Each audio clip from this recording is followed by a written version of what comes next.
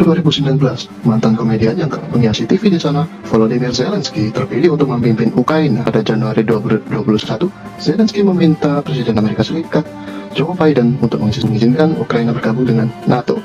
Di sisi lain, Rusia kemudian mulai mengarahkan pasukan bersenjatanya di dekat perbatasan Ukraina pada musim semi 2021. Hal ini termasuk dengan NATO agar kembali menarik pasukan dan senjata dari bagian timur Eropa. Kekhawatiran Barat benar-benar terjadi. Rusia melancarkan serangan militer terhadap Ukraina pada Kamis 24 Februari 2022. Melalui pidatonya, Presiden Rusia Vladimir Putin mendeklarasikan operasi militer khusus terhadap Ukraina. Sejumlah wilayah menjadi sasaran serangan Rusia. Rudal-rudal Rusia menghujani kota-kota Ukraina. Meskipun demikian, mereka memperingatkan sanksi ekonomi yang berat pada Rusia bila Presiden Rusia Vladimir Putin mengambil tindakan militer. Melalui pidatonya di sebuah stasiun TV pada 21 Februari, Putin menyebut Ukraina sebagai bagian integral dari sejarah Rusia. Dia juga mengatakan, Ukraina dipimpin oleh rezim boneka dan dengan kekuatan asing di baliknya. Barat pun semakin khawatir Rusia tengah menyusun rencana untuk menyerang Ukraina. Hingga akhirnya, Rusia benar-benar menyerang Ukraina secara besar-besaran pada Kamis 24 Februari 2022. Putin memerintahkan pasukan penjaga perdamaian menuju dua wilayah yang memisahkan diri di timur Ukraina, yakni Luhansk dan Donetsk. Usai mengakui dua wilayah tersebut sebagai wilayah yang merdeka, sementara itu, dua pihak Ukraina, Presiden Zelensky meminta penduduknya untuk tetap tenang. Para pemimpin separatis yang didukung Rusia kemudian meminta bantuan Rusia untuk menangkis agresi dari tentara Ukraina pada 23 Februari. Sehari setelahnya, Putin pun mengizinkan perlakuan operasi militer khusus di Ukraina. Pasukan Rusia memulai serangan rudal dan artileri hingga menyerang kota-kota besar Ukraina, termasuk Kiev. Hingga pada 26 Februari, pihak Sekutu Barat merespon hal ini dan menjatuhkan sanksi baru kepada Rusia, termasuk pembatasan bank sentral Rusia dan mengeluarkan Rusia dari sistem transaksi antar global atau SWIFT. Sanksi kepada Rusia ini terus berlanjut hingga mencapai 27 sanksi. Berikut daftar negara yang memberikan sanksi.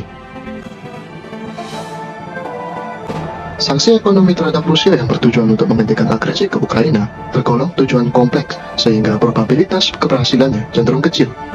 Ini sempat terjadi ketika negara Barat memberikan sanksi kepada Rusia untuk kasus Crimea, di mana setelah 8 tahun berlalu, Crimea tetap diklaim sebagai milik Rusia, sehingga sanksi ini kehilangan tujuan dan momentum. Terlebih lagi, Rusia sudah berpengalaman menerima sanksi ekonomi, sehingga ia cukup terlatih dan mengantisipasinya. Pasukan Rusia kemudian mulai maju menuju tiga kota besar Ukraina, yakni Kiev, Kharkiv, dan Kherson. 28 Februari, pihak Rusia dan Ukraina pun sepakat untuk mengadakan perundingan pertama di perbatasan Belarusia. Perundingan pun selesai setelah 5 jam tanpa ada kesepakatan. Namun perwakilan tetap Rusia untuk Dewan Kawan PBB menyangkal pasukan Rusia menargetkan warga sipil. Majelis Umum PBB menyebut lebih dari 500.000 orang Ukraina telah meninggalkan negara itu. Dan Zelensky kemudian meminta negara-negara Barat memperlakukan zona larangan terbang bagi pesawat Rusia. Namun, Amerika Serikat menolak dengan alasan hal itu dapat menyeret Washington dalam konflik langsung dengan Moskow. Menurut Sekretaris Presiden Putih, Jen Psaki, pada 2 Maret, Majelis Umum PBB menyetujui resolusi tidak mengikat yang mengutuk Rusia atas invasinya ke Ukraina dan menuntut mereka untuk menarik pasukannya dari Ukraina. Perang ekonomi ini memang telah membuat Rusia menghadapi krisis keuangan. Nilai mata uang rupiah pun jatuh ke rekor terendah terhadap dolar Amerika Serikat. Namun di sisi lain, sanksi tersebut juga merugikan negara-negara lain, baik negara yang memberikan sanksi maupun tidak, mulai dari Mesir hingga Jerman, yang sangat bergantung pada gandum dan gas alam dari Ukraina dan Rusia. Rusia juga menjadi salah satu eksportir minyak dan gas terbesar di dunia.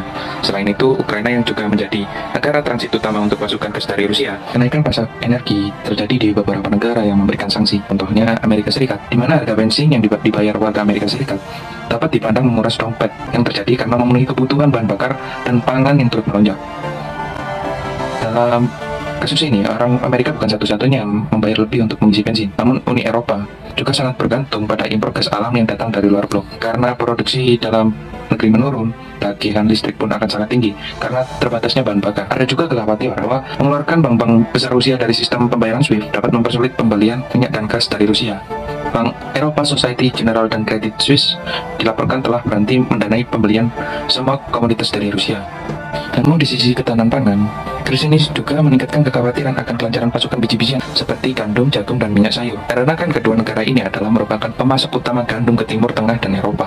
Namun Namun juga para ahli khawatir bahwa operasi militer Rusia akan semakin meningkatkan harga pangan di negara-negara konflik seperti Libya, Yaman, dan Lebanon, dan memperdalam krisis pangan di negara-negara tersebut. Konflik tersebut telah mengganggu ekspor dari pelabuhan Laut Hitam yang digunakan untuk mengirim biji-bijian ke Asia, Afrika, dan Uni Eropa. Bagi kebanyakan orang di seluruh dunia, dampak ekonomi dari konflik Ukraina dan sanksi akan dirasakan dalam bentuk inflasi yang lebih tinggi, yang terutama disebabkan oleh harga energi, garam, dan pangan yang lebih tinggi. Dengan demikian, inflasi tersebut berisiko menggagalkan pemulihan ekonomi global akibat pandemi COVID-19.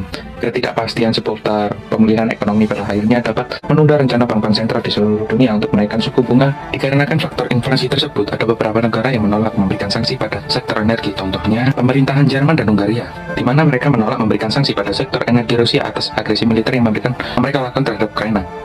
Rusia merupakan pasokan gas tersebut untuk Jerman berdasarkan informasi Kementerian Ekonomi Jerman pada tahun kemarin. Dari total kebutuhan, pasokan batu bara dan gas Rusia juga bersama-sama menyumbang 43% dari produksi tenaga kotor Jerman tahun lalu. Menteri Luar Negeri Inggris Liz Truss mengatakan sanksi yang dikenakan pada individu dan perusahaan Rusia dapat dicabut jika Rusia menarik diri dari Ukraina yang berkomitmen untuk mengakhiri agresi isyarat tersebut, dilaporkan oleh surat kabar Telegraph. Presiden Rusia Vladimir Putin mengeluarkan sebuah janji jika Barat mencabut sanksi terhadap Rusia, maka Rusia siap memberikan kontribusi signifikan untuk mencegah krisis pangan yang mengancam melalui ekspor biji-bijian dan pupuk dan sumber energi. Juga menggambarkan tuduhan tidak berdasar pada Rusia harus disalahkan atas masalah pasokan kanan di pasar global. Lagi, Perdana Menteri Italia mengatakan pada konferensi pers bahwa tujuan dari panggilan telepon ini adalah untuk menanyakan apakah sesuatu dapat dilakukan untuk membuka blokir gandum yang sekarang ada di depot di Ukraina. Dia menyarankan kolaborasi antara Rusia dan Ukraina untuk membuka blokir pelabuhan Laut Hitam untuk pengiriman gandum yang beresiko membusuk. Dia mengatakan ada kesiapan untuk melanjutkan upaya ke arah tersebut di pihak Rusia. Lagiku pun menyampaikan rencana akan menelepon Presiden Ukraina Volodymyr Zelensky untuk melihat apakah ada kesiapan serupa. Terkait krisis energi sendiri, Eropa juga menyalahkan Rusia. Parlemen Eropa telah menulis surat yang menuduh perusahaan Rusia Gazprom memonopolisasi harga gas. Dalam surat tuduhan itu, para anggota parlemen itu menyebut bahwa berkurangnya aliran gas merupakan upaya Moskow untuk menekan Eropa agar mau mengaktifkan pipa gas Nord Stream 2.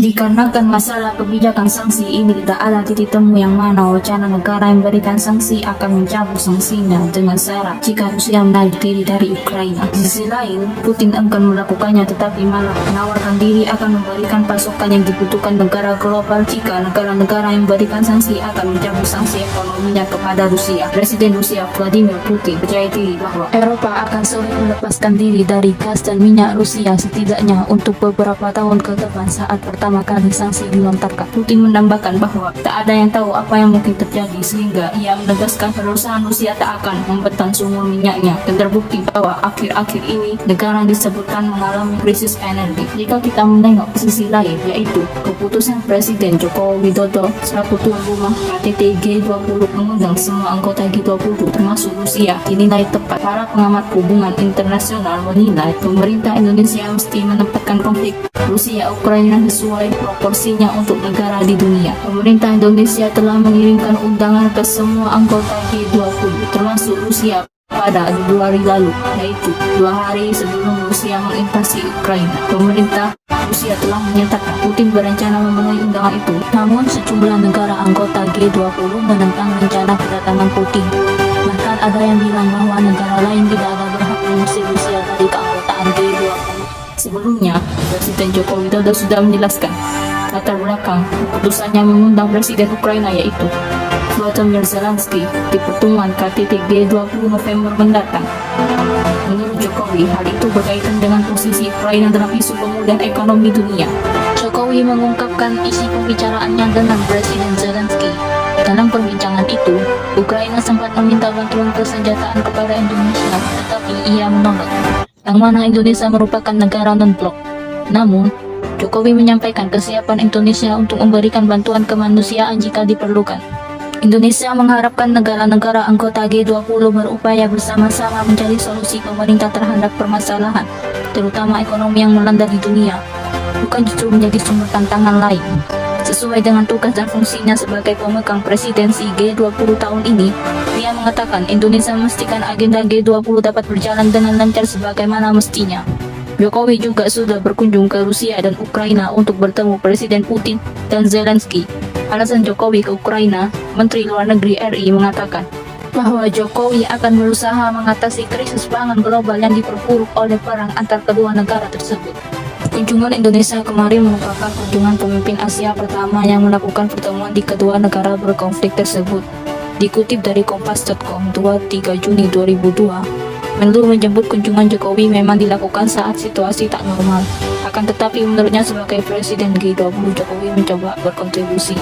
Pembahasan Jokowi dengan Presiden Putin dan Presiden Zelensky kemarin merupakan titik awal kemungkinan untuk memperbaiki keadaan perekonomian global. Karena diskusi tersebut berjalan lancar, Jokowi juga sudah menyampaikan pesan Zelensky kepada Putin dengan baik, dan masalah perekonomian dikabarkan Putin akan berencana mengembalikan lalu lintas perekonomian seperti semula setelah berbincang dengan Presiden Jokowi di Istana Putin di Moskow. Dalam pesan pertemuan di kedua negara tersebut, Jokowi memberikan dukungan semangat perdamaian untuk setiap pemimpin kedua negara tersebut. Indonesia mengharapkan semua anggota KTT G20 bisa hadir, sekaligus Rusia yang merupakan anggota dan Ukraina sebagai tamu juga dikabarkan akan hadir untuk membahas pengembalian krisis ekonomi global.